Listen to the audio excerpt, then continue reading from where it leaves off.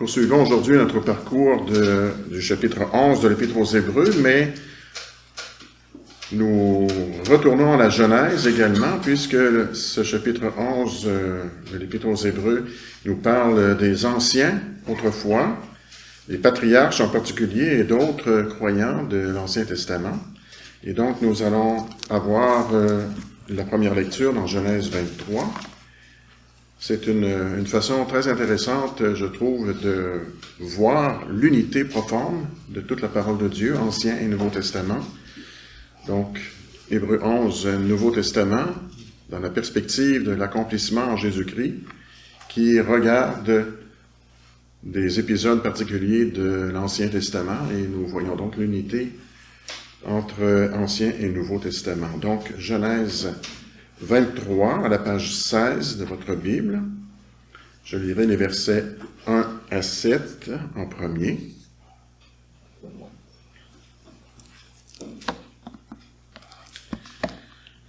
Sarah vécut 127 ans.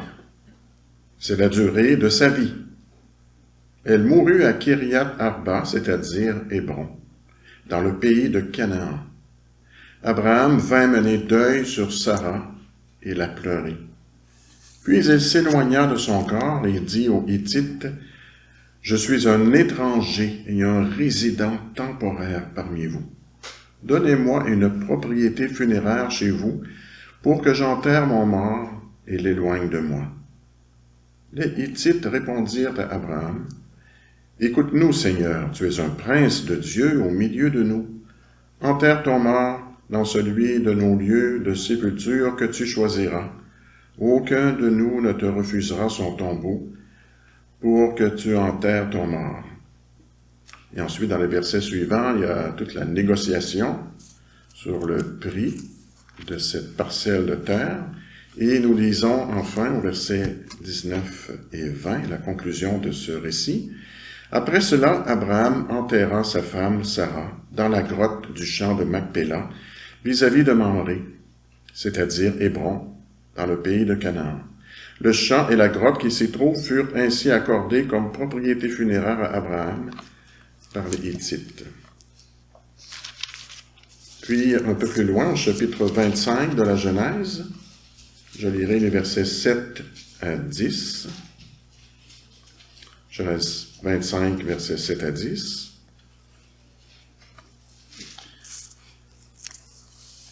La durée de la vie d'Abraham fut de 175 ans, puis il expira.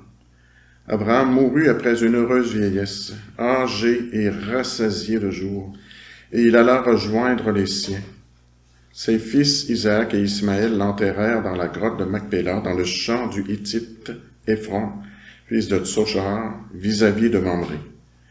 C'était le champ qu'Abraham avait acheté aux Hittites, et c'est là que furent enterrés Abraham et sa femme Sarah.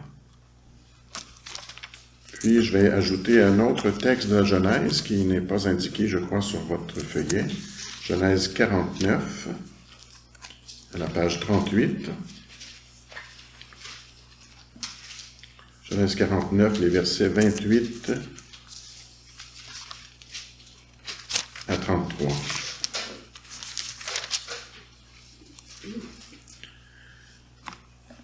Après la bénédiction que Jacob a donnée à ses fils, voilà quels sont tous ceux qui forment les 12 tribus d'Israël, et voilà ce que leur dit leur père en les bénissant. Il les bénit, c'est-à-dire Jacob, il les bénit en attribuant à chacun la bénédiction qui lui était propre. Puis il leur donna cet ordre, « Je vais rejoindre les miens. Enterrez-moi avec mes pères dans la grotte qui se trouve dans le champ d'Éphron le Hittite, dans la grotte du champ de Macpéla, vis-à-vis de Mamré, dans le pays de Canaan. C'est le champ qu'Abraham a acheté à Éphron le Hittite comme propriété funéraire. C'est là qu'on a enterré Abraham et sa femme Sarah, là qu'on a enterré Isaac et sa femme Rebecca, et c'est là que j'ai enterré Léa. Le champ et la grotte qui s'y trouvent ont été achetés aux Hittites. Lorsque Jacob eut fini de donner ses ordres à ses fils, il remit ses pieds dans le lit, il expira, et alla rejoindre les siens. Et enfin, notre texte principal pour la prédication, dans Hébreux 11. à la page 794. Nous sommes rendus au verset 13 à 16, Hébreux 11, 13 à 16, à la page 794.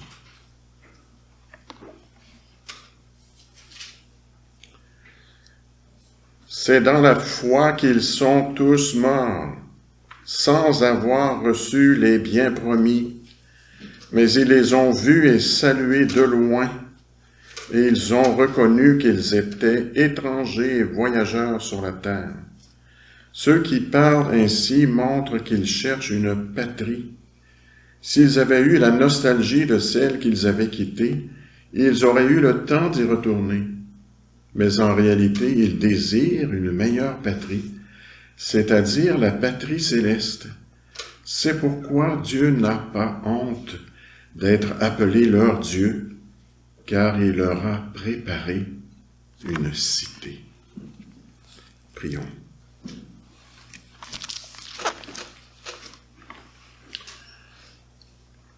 Père céleste, nous sommes devant toi à ton écoute.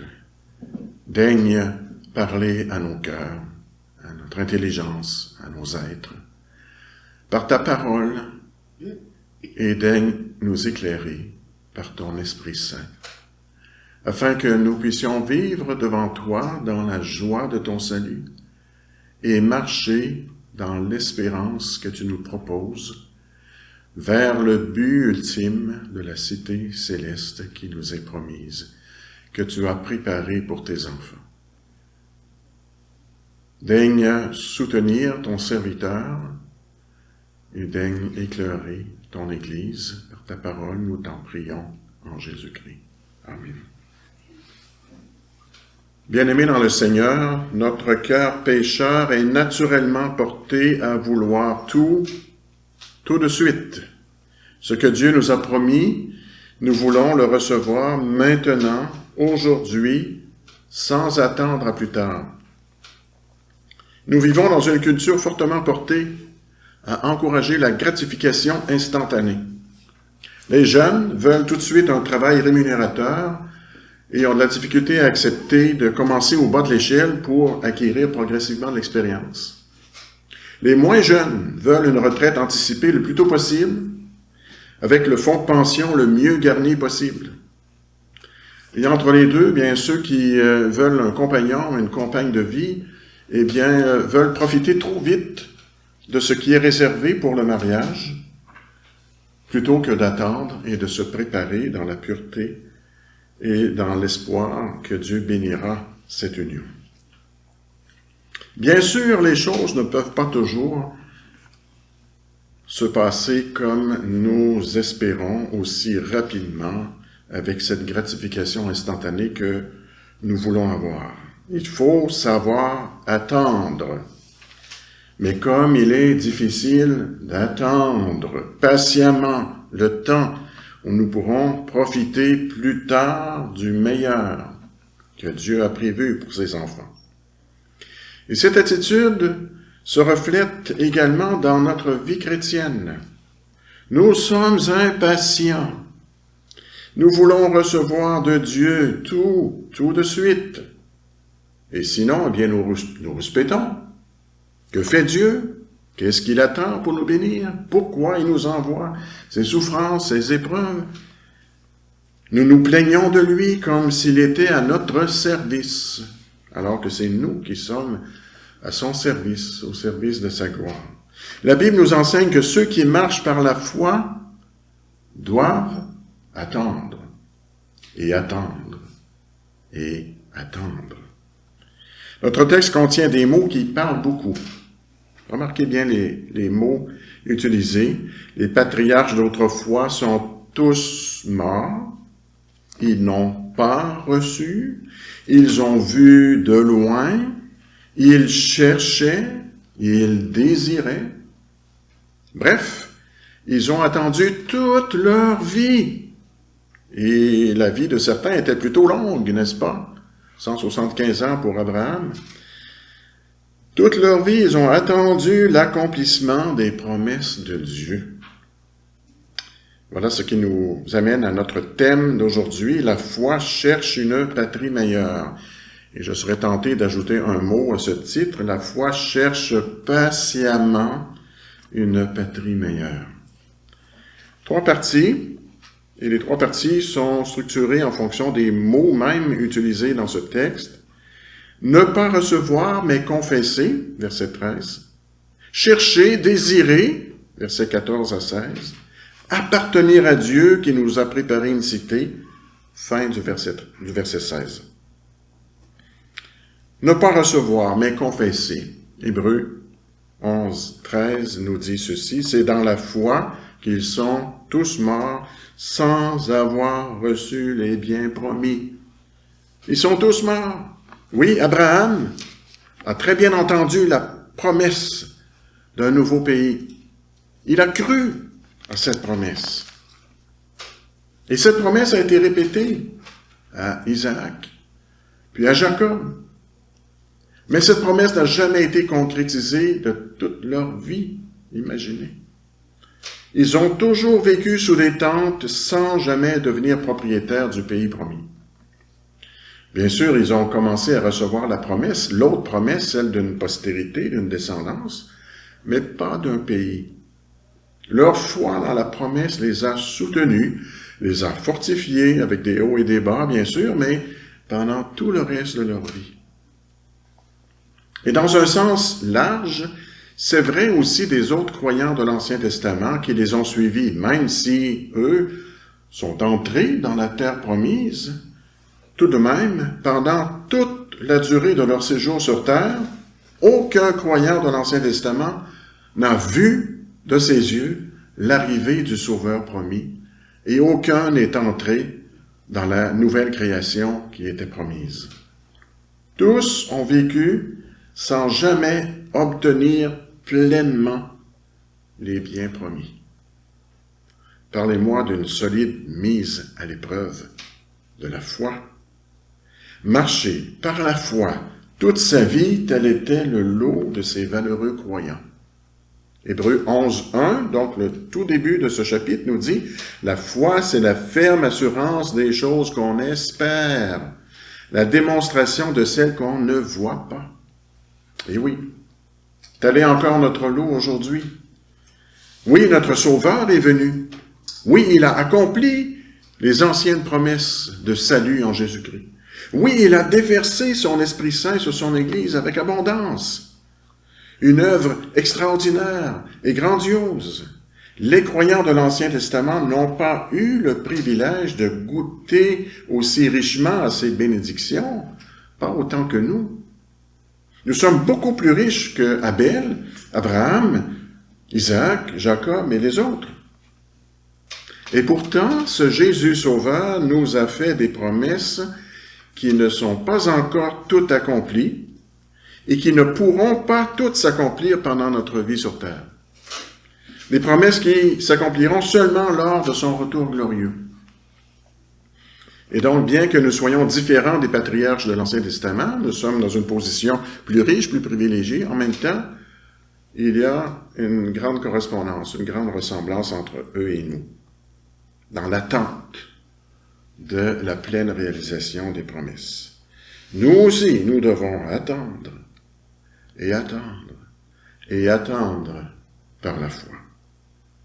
Nous allons tous mourir sans obtenir toutes les choses promises. Voilà un message pas facile aujourd'hui à recevoir peut-être. Nous aussi, nous devons vivre et mourir dans la foi, à moins que Jésus revienne avant notre mort pour qu'il accomplisse pleinement son plan merveilleux. Sommes-nous prêts à attendre patiemment? Sommes-nous prêts à marcher tous les jours jusqu'à notre mort par la foi et non par la vue, sans recevoir pleinement les richesses qui nous sont promises? Le verset 13 de notre texte nous dit que les anciens patriarches les ont vus et salués de loin. Ils ont vu, mais par la foi, et ils ont reconnu qu'ils étaient étrangers et voyageurs sur la terre. Ils n'ont pas seulement attendu sans rien faire, passivement, ils ont reconnu, littéralement, ils ont confessé. Homologeo, c'est le verbe en grec. Homologuer, dire la même chose que, reconnaître ce que Dieu dit est vrai, et je répète après lui, je confesse. Ils ont confessé qu'ils étaient étrangers et voyageurs sur la terre. Ils ont parlé de leur foi aux autres, de leur espérance. La gratification pleine et entière que nous espérons n'est pas pour cette vie. Ces patriarches l'ont confessé. Ils l'ont dit aux autres. Et non pas dans une attitude de dépit, de défaitisme, mais dans l'espérance. Mais aussi, ils ont vécu d'une manière conséquente. Ils n'ont pas seulement confessé de leur bouche, mais leur vie, sous des tentes, en était la démonstration. Nous n'avons pas besoin de vivre sous des tentes aujourd'hui pour montrer que nous sommes étrangers, voyageurs sur la terre, mais nous avons besoin de vivre d'une manière qui montre aux autres que notre demeure permanente n'est pas sur cette terre. Le confesser, mais aussi le montrer en action.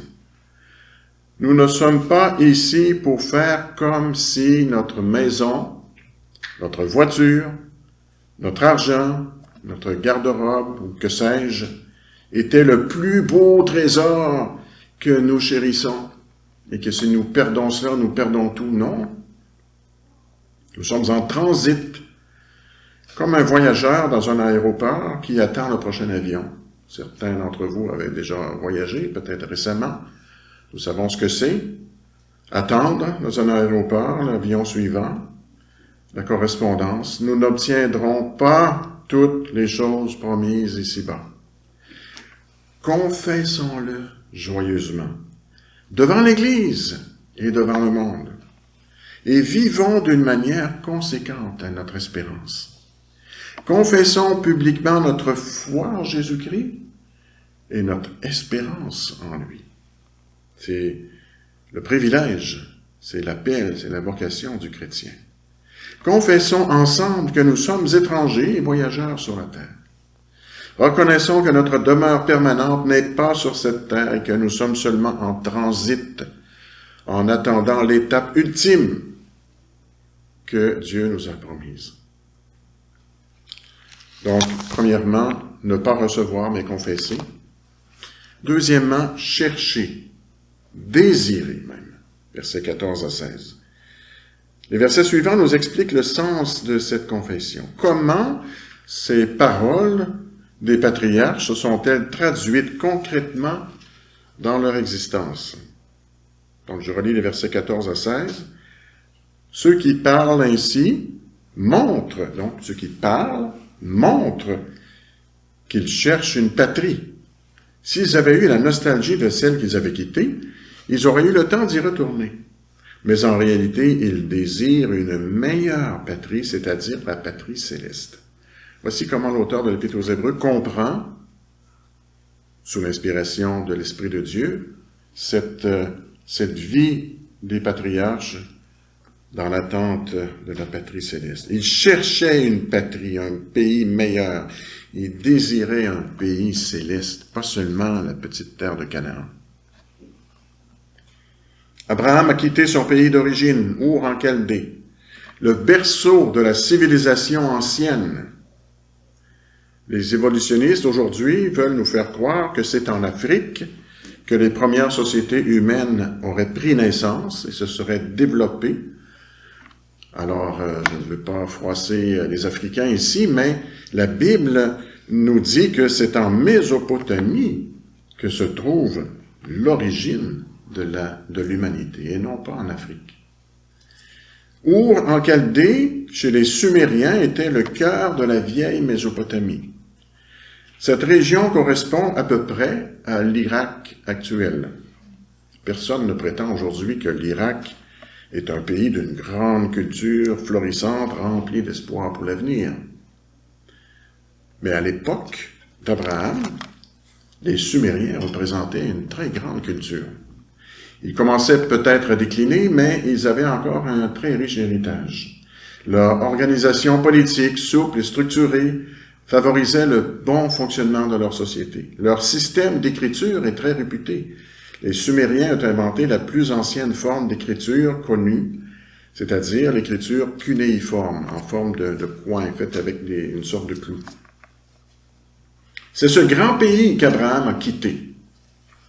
Il a quitté la plus ancienne grande civilisation au monde. Pour aller où? Dans un tout petit pays, obscur, inconnu, que Dieu lui avait promis, mais qui n'avait pas l'air très, très prometteur aux yeux des hommes. Et pour couronner le tout, une fois qu'Abraham est arrivé dans ce petit pays, il ne l'a jamais réellement possédé. Le seul terrain qu'il a pu acheter, c'est un cimetière. Pour lui, pour sa famille. L'avenir ne semblait pas très, très reluisant, posséder simplement un cimetière. Lui, sa femme, son fils ont vécu en camping tout le reste de leur vie. Pourquoi? Parce qu'ils cherchaient une patrie. Ils désiraient un pays meilleur. Si cette patrie meilleure avait existé quelque part sur Terre, ils auraient eu 100 fois l'occasion de retourner, par exemple, en Mésopotamie, là où la grande civilisation sumérienne pouvait encore se développer. Il y avait dans ce pays des Cananéens tant de possibilités économiques, politiques, éducatives, culturelles. Pourquoi ne pas retourner là-bas? Et ceux qui sont immigrants parmi nous savent bien que si nous quittons notre pays pour aller dans un autre pays, c'est parce que nous espérons de meilleures conditions pour nous, pour nos enfants, bien sûr, c'est normal.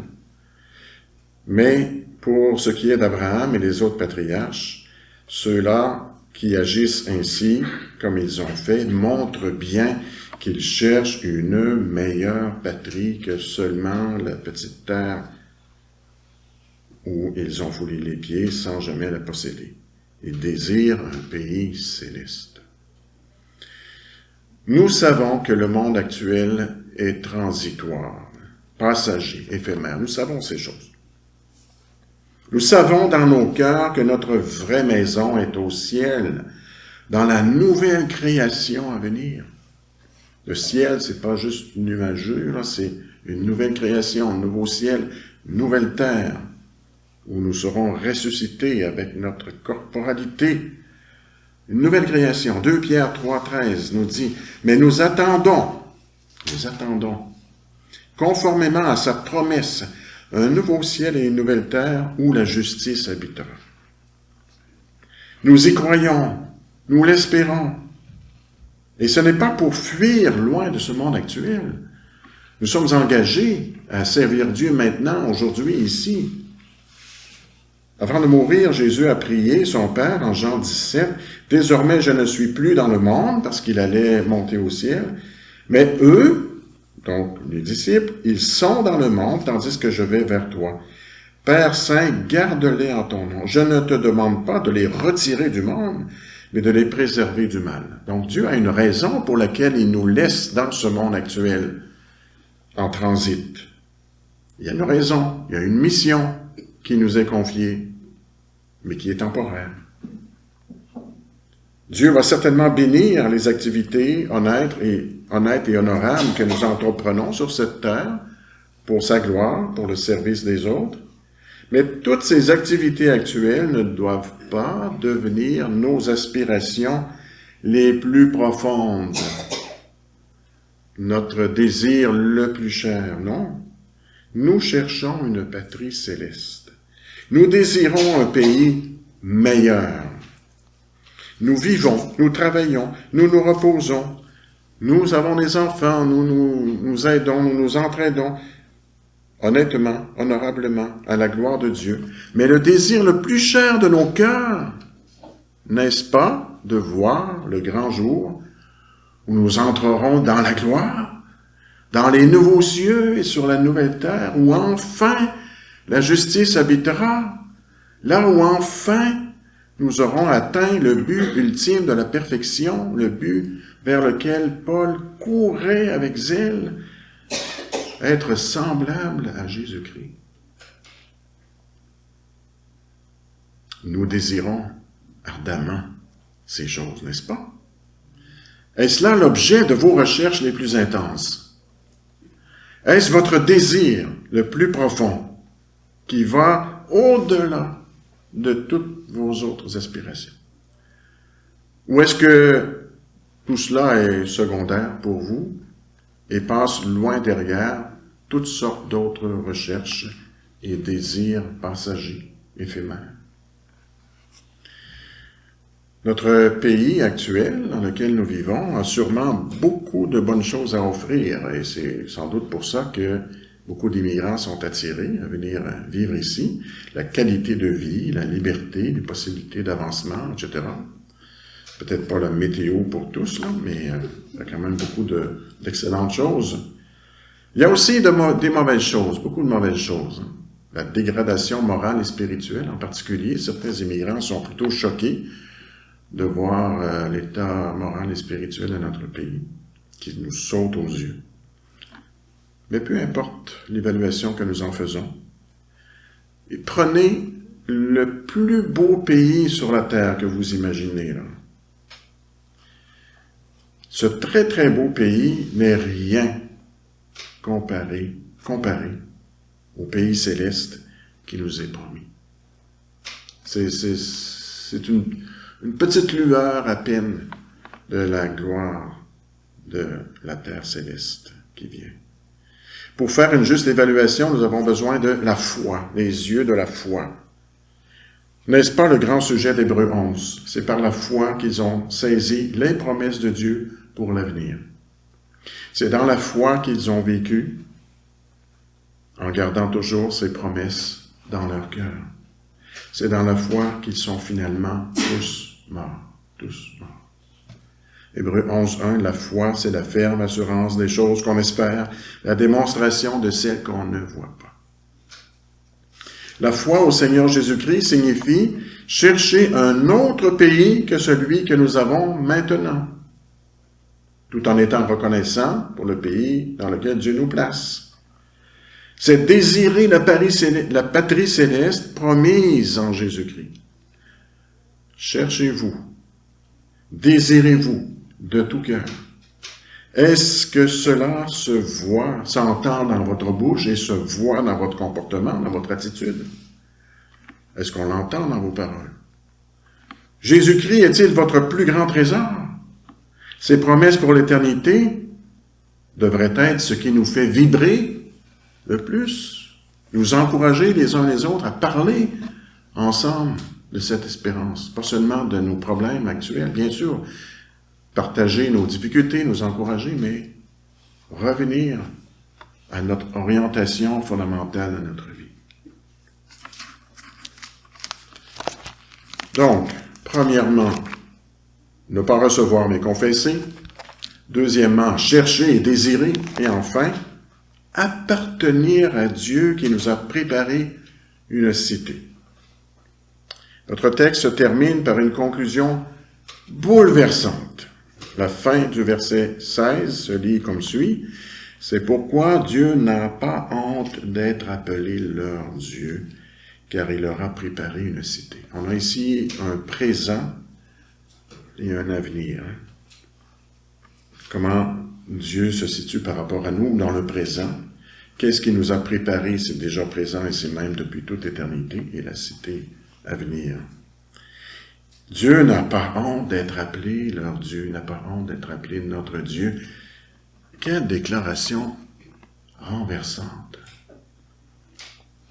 Cette formule revient très souvent dans la Bible. « Je serai votre Dieu et vous serez mon peuple. » C'est la formule de l'alliance. « Vous m'appartiendrez en héritage et moi, je serai votre bien le plus précieux. » Je serai votre Dieu. Qui nous sommes, qui il est pour nous, qui nous sommes pour lui.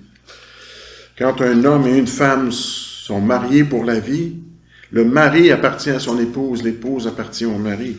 Comme nous lisons en Cantique, chapitre 2, verset 16, « Mon bien-aimé est à moi et je suis à lui. » Ils sont liés par une appartenance mutuelle pour la vie entière. C'est beau, c'est bon, c'est profond, c'est mystérieux même. Eh bien, le cœur de l'alliance, non pas conjugale, mais de l'alliance entre Dieu et son peuple, avec nous et nos enfants, se résume dans cette parole. Je serai votre Dieu et vous serez mon peuple, vous et vos enfants.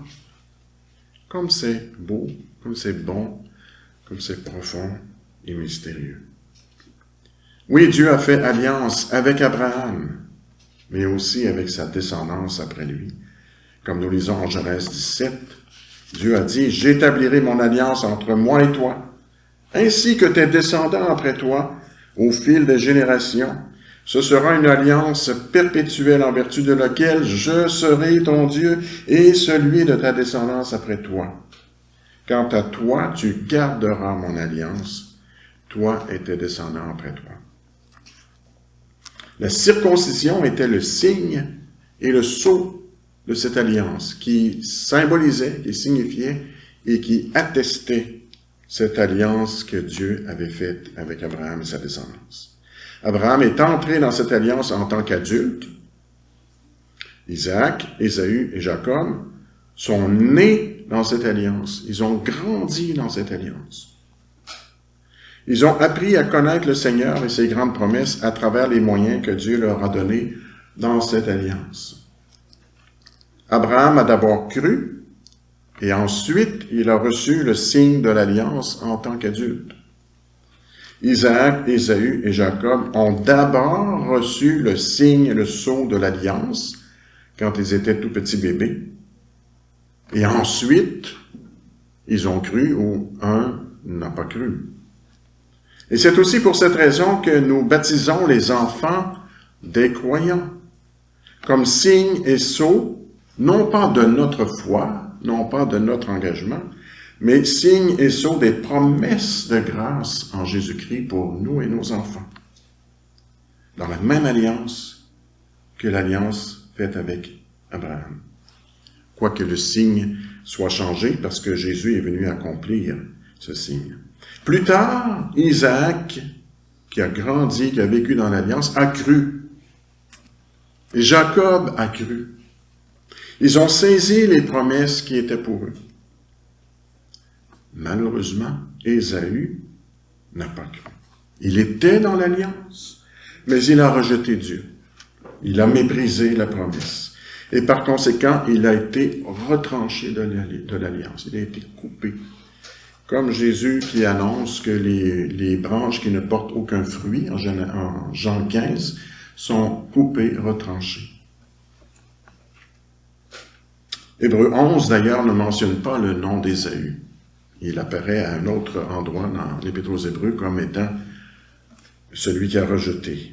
Il a rejeté Dieu. Hébreu 11 mentionne son grand-père Abraham, sa grand-mère Sarah, son père Isaac et son frère jumeau Jacob, mais le nom d'Ésaü n'est pas mentionné en Hébreu 11. Pourquoi? Parce qu'Ésaü ne fait pas partie des croyants qui ont accepté la promesse de Dieu, signifiée et scellée par la circoncision. Dieu n'a pas voulu continuer d'associer son nom à Ésaü. Il l'a associé pendant un temps et à un moment donné, c'était coupé. Dieu a eu honte d'être appelé le Dieu d'Ésaü. C'en était fini avec lui. J'avais promis d'être son Dieu, j'avais tout mis en place dans mon alliance pour qu'il le soit, mais parce qu'il a refusé mon amour, parce qu'il s'est détourné, je ne suis plus son Dieu. En même temps, Dieu avait fait quand même certaines promesses à Ésaü, mais pas celle de l'alliance de grâce qu'il avait rejetée. Quel drame, quel drame! L'alliance est une épée à double tranchant. Par contre, pour Abraham, Isaac et Jacob, Dieu n'a pas honte d'être appelé leur Dieu. Il aurait pourtant eu toutes les raisons au monde d'avoir honte d'eux, d'avoir honte d'être leur Dieu, d'avoir associé son nom à ces hommes. Leurs mensonges, leurs ruses, leur manque de foi en Dieu, leur manque d'amour envers le prochain, c'est évident dans leur vie. Mais là où le péché abonde, la grâce surabonde. Pour ceux qui mettent leur foi en Jésus-Christ et en ses promesses. Malgré tous leurs péchés, ils ont cru aux promesses de Dieu. Dieu a fait son œuvre de grâce en eux, à commencer par la promesse du pardon. Ils ont marché par la foi toute leur vie jusqu'à leur mort. C'est pourquoi Dieu n'a pas honte d'être appelé leur Dieu, car il leur a préparé une cité. Dieu a-t-il honte d'être appelé notre Dieu? Le Dieu de nos enfants? Si nous avons été inclus dans son alliance en tant qu'adultes, ou si nous avons grandi dans l'alliance de Dieu depuis que nous sommes tout petits, avec nos parents, la question est la même. Pour que Dieu n'ait pas honte d'être appelé notre Dieu, que faut-il faire? Pour que Dieu soit notre Dieu et que nous soyons son peuple, Dieu ne nous demande pas la perfection, loin de là. Oui, bien sûr, le Seigneur nous demande la perfection, comme Jésus le dit en Matthieu 5, 48, « Soyez donc parfaits comme votre Père céleste est parfait. » Et Paul courait vers cette perfection. Mais cette demande de perfection n'est pas la condition pour que Dieu soit notre Dieu et pour qu'il déverse sur nous son amour et sa grâce. C'est l'inverse qui est vrai. Cette demande de perfection est le fruit de sa grâce. Sa grâce en premier, et ensuite les œuvres. Abraham, Isaac et Jacob n'étaient pas parfaits, loin de là. Ils étaient pécheurs, comme nous. Mais ils ont cru aux promesses de Dieu, ils ont reçu avec foi le pardon de leurs péchés en Jésus-Christ, ils ont reçu sa promesse de vie éternelle, l'espérance de la patrie meilleure. Ils ont appris à grandir dans la foi, avec des hauts et des bas. Alors, Dieu n'a pas honte d'être appelé leur Dieu. Et de même, pour nous et nos enfants, Dieu n'a pas honte d'être appelé notre Dieu si nous croyons en Jésus-Christ. Si nous recevons ses promesses avec foi, si nous avons cette espérance de la patrie meilleure, et si nous combattons nos péchés et cherchons à marcher intègre devant lui par son Esprit Saint. Dieu n'a tellement pas honte de nous qu'il nous a préparé une merveilleuse cité, là où nous habiterons ensemble avec lui. Un endroit merveilleux où nous passerons l'éternité avec lui et où il sera glorifié par cette œuvre qu'il a préparée pour nous, par cette cité céleste. Je serai votre Dieu et vous serez mon peuple pour toujours. Cette parole bouleversante est pour tous ceux qui chérissent avec foi les promesses de l'Alliance. Pour ceux qui marchent toute leur vie par la foi en Jésus-Christ.